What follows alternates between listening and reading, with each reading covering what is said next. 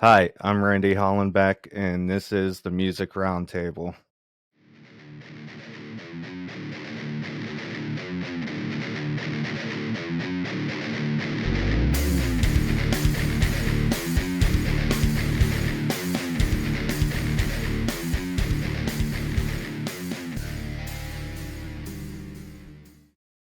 Today on the show, we have Bill Dodd from Mudhut Studios.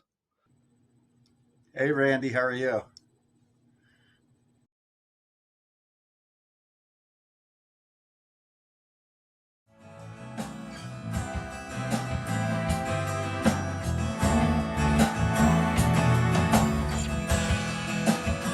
I'm shooting some mad film. I bet you are.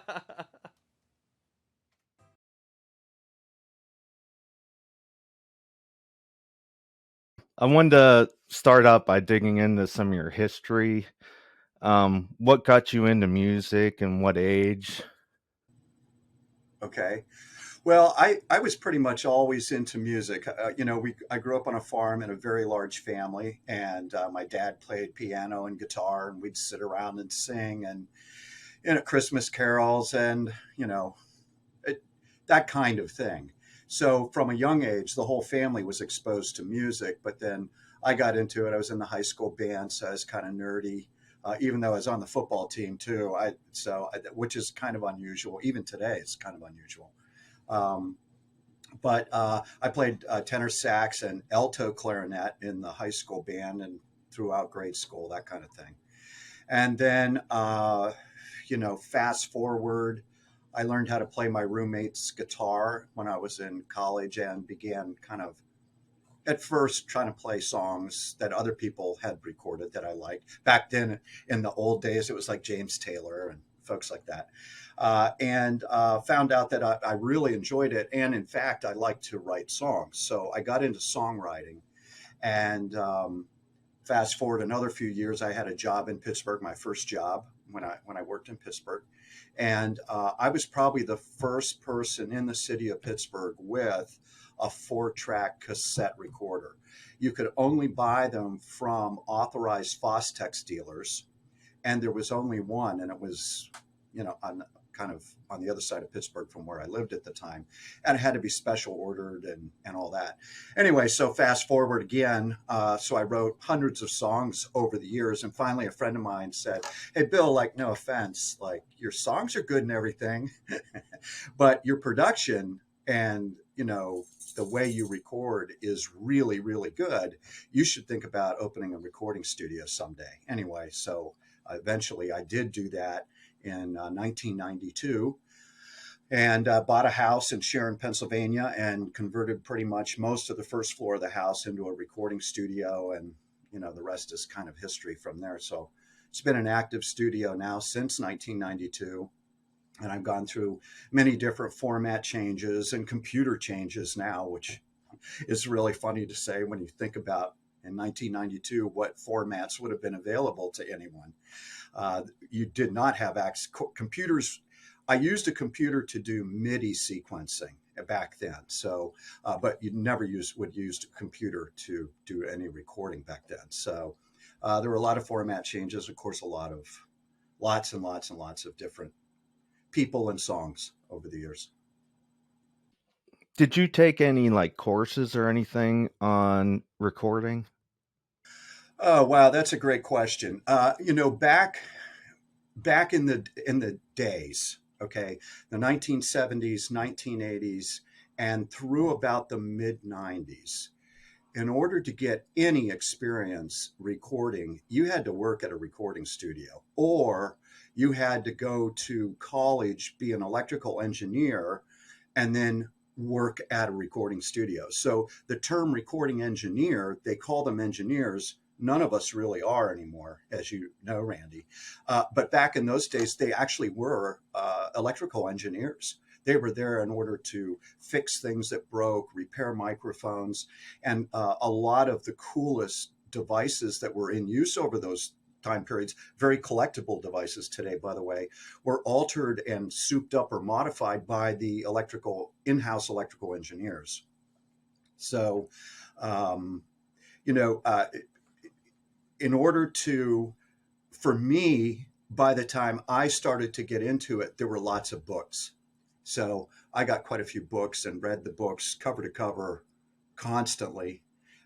And then tried everything in those books and eventually figured out, after making people sound terrible for longer than I should have probably, I really kind of got it. So now it's that 10,000 hour rule. I have so many hours. I mean, well, thousands of clients, which is really funny for me to say because it's a small studio, but it was extremely popular for a while, and tens of thousands of songs. So by now, I kind of know when I make something sound bad.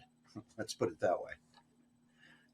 When you started to think about like building a studio and stuff, did you have like a plan in place or anything like that? Oh boy, another good question. I actually bought the house that I eventually moved the studio into, thinking, and this is what sold the house to me, it had a walk up attic. And it was absolutely perfect for a recording studio. It wasn't until I moved in that I realized how absurd that would be to ask people to move Marshall half stacks up a flight of steps into my house, a flight of steps to the second floor, and then another flight of steps onto the third floor in the attic.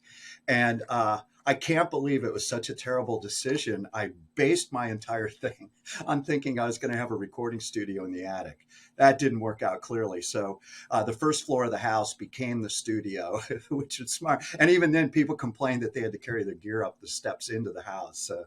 And they were very, very right to do so, because you've been up those steps, personally that, in fact, there's a friend of mine that has a picture of a Mayan pyramid in on my bulletin board, and he wrote Mudhut Studios next to it because you have to carry stuff all the way up those steps. So, but over time, people started to get smart and not bring their Marshall half stacks. Although there's probably a hard 6 or 7 years where that's all that came in here. So, to make a long story short, yes, the studio ended up, I had pocket doors that can close, so the control room was could be somewhat isolated from the noise in what used to be the dining room of this Victorian house. What made you come up with the name Mudhut Studios? So okay, so a little bit of my background. I worked for IBM for 10 years in Pittsburgh and Detroit, Michigan, and decided to take a leave of absence from IBM, and I joined the Peace Corps. So I lived in a mud hut for 2.5 years. And when I came back, it seemed like a logical name choice, even though people called me all the time thinking that I, was doing pottery here. So, which is kind of funny. What did you do in the Peace Corps and how long were you there and what countries did you visit? Okay, so the U.S. Peace Corps is in a lot of different countries around the world. I was in the Congo, which at that time was named Zaire, and was on the western side of the country, which is where the Virunga mountain ranges are. So if you've ever seen Gorillas in the Mist, all that was filmed right kind of where I was. And the reason I was assigned there is I was a cattle volunteer, and that area of Africa, because it's so high up, you can actually use European and American cattle there, and they aren't susceptible as much to tick-borne diseases that lower areas, sea level, let's say, around Africa were. So it was actually the breadbasket of the Congo. And there were lots of farms, lots of cows. Most of them made cheese or took their milk to places that did make cheese. And the reason for that, quite frankly, was that cheese didn't spoil. So they would make cheese every day, and there were some excellent, excellent cheeses. That sounds so weird to say, but there were some really excellent Gouda cheeses made in that area of Africa because they didn't want the milk to spoil, and they were milking their cows. So they actually did not just have beef, obviously, but they were milking the cows as well. So the thing about third world countries, and this you could say, I think pretty much across the world, around the world, is that their currency in those countries is very, uh, let's say, you can't count on the currency. So what they would do whenever they made money, they buy animals. So it might be goats. Some countries it's sheep, and in this area of Africa, it was cows. And so the richest people all owned farms. Most of them made their money, believe this or not, from mining gold and selling it. They would take that cash then and convert it into cows immediately, because a cow today might be worth X, and literally a week from now it could be worth twice as much. But the cash in the drawer wouldn't have been worth anything. So my actual title was para veterinarian. So I taught farmers how to treat and diagnose illness in their cattle. I was called to go and visit many. They were called groupements, which is basically French for a group, and there were different clubs that you might call them that. It was a co-op, buying co-op, so they could buy medicine uh, for inexpensive, and then share the medicine in this group. So I would have to go visit the groups. I had to go visit them all at least one time in the 2.5 years I was there.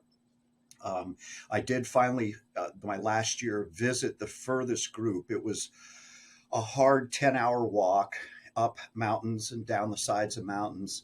And when I got there, I mean, talk about being in the middle of a jungle. It was in the middle of a jungle. And I asked them, well, what is the biggest problem you have with your cattle?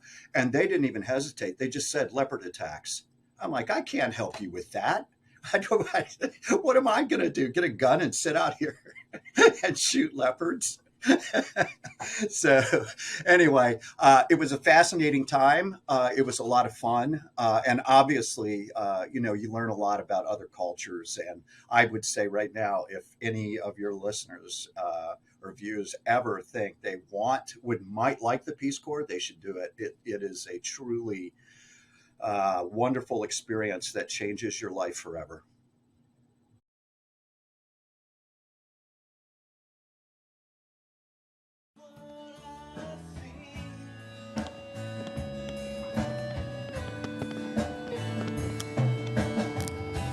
Say a wish, say a prayer, just one step to take me there. Randy,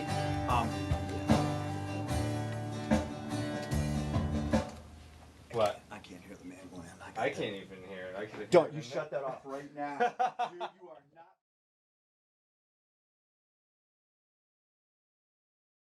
Where is your studio based? The studio's in Sharon, Pennsylvania. And, these days it doesn't matter where your studio is, which is kind of an interesting thing, right? I mean, I do a lot of remote mixing, and I get stems from people, and I do mastering and that kind of thing, especially during the pandemic. I mean, nobody was, musicians weren't doing anything. They were sitting at home, ironically recording. And then, so I actually did quite a bit of work during the pandemic mixing stems for musicians. Yeah, that was my next question. What did you do during the pandemic for that year? Watch Tom and Jerry. What was it like when I came into the studio to work with? Well, you went right to something. Um, it was great working with you. So first of all, let me back up and say this. One of the really interesting things about running a recording studio is you quickly find out that recording the music is the most important piece, but it is not the hardest piece. Working with people, if you're not good with people, you probably are not going to be good in a recording studio setting. There's just no way. I used to tell people that I felt like my job was kind of as a Disney host, because when people came in, I had to make them laugh and try to figure out who the alpha person was in the band, make sure the drummer was happy because they're always the cranky ones if things aren't going well. It's very important that you become, if you're not already, become a skilled people person. It's really important, because especially if things aren't going well, and not just on from an engineer standpoint, but the band can't get through a song that they have played flawlessly for 5 years, and for some reason today they can't play it. You've got to know how to diffuse situations, and so I guess the way for me to answer that very poignant question from you is to say that you have to have a mindset before any client comes in, that says it's going to have to be fun, not just for the client, but also for the engineer. And with you, that was easy because you like to have fun. And I think, toward the end there, we were spending more time talking and goofing around than we were recording completely. So, but when I first met you, you came in with the band. So you were part of that. Let's figure out who's in charge, and let's figure out where the squeaky wheel is going to be later on in the session, and that kind of a thing. It wasn't until many years later, actually, that you started to come into the studio alone, bringing your songs to that you had written, right? So. I meant kind of like, did you look forward to it, or were you like, did you have anxiety, like, oh shit, what's Randy gonna bring in today? You know? No, actually, I did. I look forward to it a lot, Randy, because I communicate with all my clients. It's, as I said, it's important that they feel comfortable and that I feel comfortable. But we had become friends. I told somebody I thought maybe you'd been in the studio 60 to 70 times. Is that possible? Would you have been here that many times over the years? We did about 8 albums. Yeah, you've been here a lot. So when you are that familiar with a client, they become friends. You just do. You become friends with them. So it was very easy for me. I look forward to it all the time when you were coming in. And like I said, we just kind of hung out. And do you feel like doing another one? I don't think so. I think I'll just go. It was that kind of a very relaxed kind of session, always. And I felt like when I did do one of those sessions, I would, we would create something. I needed structure to create something, like a time frame. I was on a time clock or something, and when we got together, we would create a song from scratch. Yeah, and your theme song was done here, I believe. Yes, yeah. Right. So, yeah, we, some people, it's funny because writers all have their own way of writing. You would come up with riffs and partial songs and then come in for completion. But other people can't write and don't want to write in a studio. They want to know ahead of time that they're done, and then we're just capturing when they get here. You wanted the structure of completion and production, so you didn't just want to lay down a guitar part and some vocals. We did drums and bass, and we did violin sometimes, and string parts and synth parts, and so we actually had a lot of creative fun when you were here because you came in not with a preconceived notion. Did you have any successful bands that you recorded over the years? Okay, so yeah, I get asked that question a lot. It's usually couched in would I have known any of the bands you ever recorded? And the answer to that is pretty much no. But all bands, any band, and I have to, this is a real cop out answer, but it's true. Any band that is together long enough to write original music, plan for, and then arrive at a studio. That's a big deal, right? Just that much is a big deal. Then to be able to work as a team to complete everything that needs to be done to finish an album is a next step. And then for them to stay friends and not break up when they come out of the studio is another big deal because of the stress involved for that team to complete their mission. Right. So anybody that ever came to a studio, in my opinion, came to my studio was already successful because they learned incredible things about teamwork, about how to stay friends when things were stressful and that kind of thing. Now, having said that, the band Coin Monster, which is a three-piece band that was around in the late '90s and early 2000s, had several songs that they're still getting paid on. They were on HBO's Six Feet Under and Buffy the Vampire Slayer. So, in terms of monetary, they were successful. Does anybody in Australia know who they are? No, right? And there's people in our area would have no idea who they are. So they had an excellent manager that they fought with constantly. That is by definition what makes an excellent manager, I think. But it was a good time for them, and it was a lot of fun for me. I think they did 5 or 6 albums here. What do you have planned for 2022?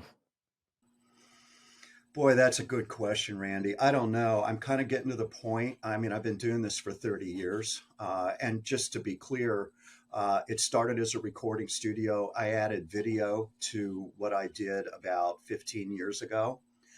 And then went on to, I tell people, I manage my clients' online presence. So I did websites, subcontracted social media services, and many other things. Okay, so the studio had to expand because, quite frankly, um, the heyday of the recording studio as a place where musicians come to is pretty much gone. I mean, everybody has a home studio, including producers, uh, bands that have been successful, right? So these people all have their own equipment and are willing to sell their time, right? So the standard footprint of a recording studio is a very changed thing these days. So any studio that's been around for 30 years had to seriously expand their offerings, which is what I did. So you can imagine when money starts to come from things like website design, you it's not as much fun, Randy. Let's put it that way. So I don't know what I'm going to be doing in the coming years. I'm kind of thinking about getting back to my roots a little bit and doing more recording and less, right? Less recording because nobody really wants to. But I think I'm going to stay focused on the recording side of things once the pandemic finishes, whatever that means. But once it finishes and people feel comfortable being around other people and that kind of thing, I think I'll probably get back to it. I wanted to ask you, what is your definition of a producer? Boy, that's a great question, Randy. So the true definition of a producer is someone that takes a project or takes something bits and pieces and creates a product, right? Producer product. In the music business, that could mean a lot of different things. If you look to film, what the producer does is they line up the film crew, they hire the director, they get a location scout to find locations. The producer brings all of these disparate pieces together in order to create a filming environment that ends in a movie. In music, it's a little bit different. In that, generally speaking, somebody's not coming into the studio these days. Now, in the 1970s, it could have been very different, right? But these days, somebody's not coming in. It's me and my guitar, and Bill, I'm pretty sure I want you to hire a string section, a horn section, someone that'll write out keyboard parts for me. The expense of that is just so overwhelming that it wouldn't make sense to do unless it was a very specific ego project for the person, right? So the producer these days, in my opinion, what I do when someone asks me to produce, I should frame it that way, is I let the song kind of tell me what it's doing, and then determine if there are any pieces of the song that could benefit from additional instrumentation or vocals. Sometimes it does not. I've been in situations really where the original the original guitar playing and singing was just fine. It was really beautiful, and to add anything to it would have been a mistake, in my opinion. But a lot of people don't want that because they feel they could do that at home. So generally speaking, I personally may add some key parts. I play dobro, so I add some dobro parts occasionally. I would add guitar parts or bass parts if it needed it, or program drums. I'm not a drummer, but I can program drums pretty well. Uh, every drummer in the world is now mad at me, but you can. A producer is more of a listener who allows a song to be the best it can be. How could we get a hold of you? Facebook, Instagram, Twitter? You can email me.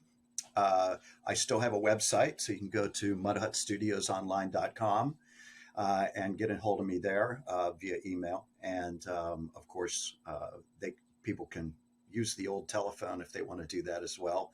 And that's 724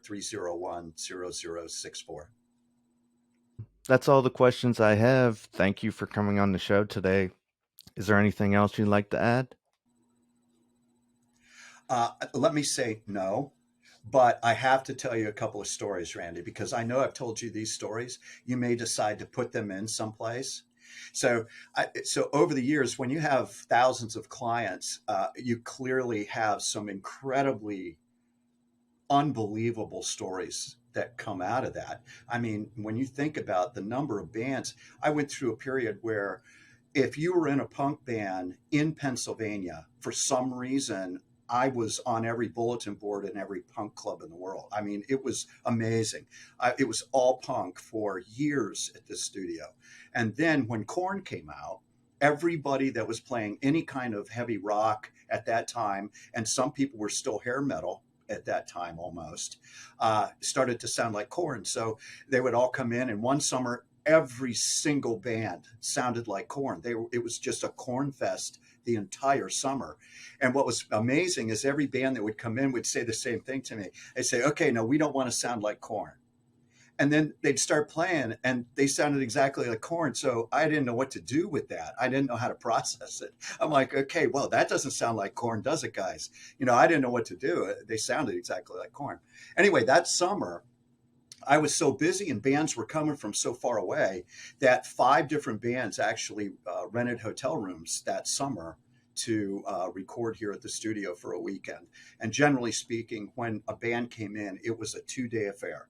So they would set up on a Saturday morning. They would record all the all the rough foundation tracks. So that's drums, bass, guitar. They'd all play at the same time in the same room. And then on Sunday, they'd do lead parts and vocals, and we would mix and they would go home. So that was kind of the format that Mudhut was famous for at that time. So bands were in and out of here for, less than $1,000 for sure. And even if they came back and redid some things, they were less than 1,000. So it had a good reputation for being a place where you would come, not spend a lot of money, but then you'd have something to sell that sounded good at your gigs. So one day we were in here, it was a Sunday evening, and there was a band from central Pennsylvania, a very, very small town called Nanticoke, Pennsylvania. And I'd heard of this town before, but it was an old coal mining town. And these guys were a punk band, as I recall. They had come to the studio. We were finishing up, and literally I was handing the last CD to the last member of the band, and all the power went out in my house. Never before in any recording session, knocking on wood all over here, had the power gone out in my recording studio. And luckily, it went out just as they were leaving. So they said, "Oh my gosh, that was hilarious." And I even said, "Oh, the power's never gone out." They go, "Oh, we better leave. We better leave." So they left. They drove home to Nanticoke, and the next morning, I got a call from one of the kids' moms. And whenever that happens after a session, my heart dropped. I thought, "Oh my gosh, this mom's calling me to say, what did you charge my son for?" Right? I mean, you're just thinking all these things that could have happened, or did they get in a wreck on the way home? I mean, my heart sank. She tells me this story that is absolutely amazing. So when these guys were here in the studio, somebody was trimming a tree up over our hill, and they were using a pole saw, and the pole saw went onto a power wire, and this person got electrocuted and died. And that shut the power off in my studio.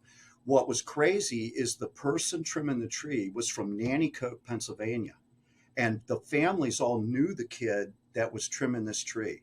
This is like a 4.5 hour drive away from where I live, so it was so unusual.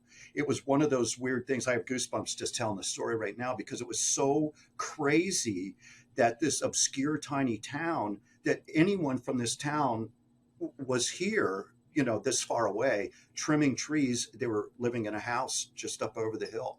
So it was a really crazy time, a crazy story when she told me that. I could not believe it. It was in our papers, it was in their papers. It was pretty crazy anyway.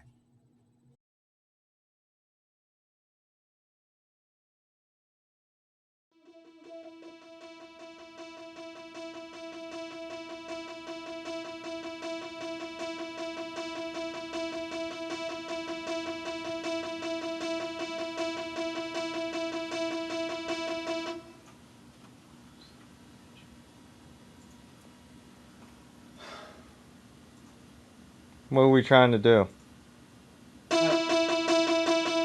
Have it go.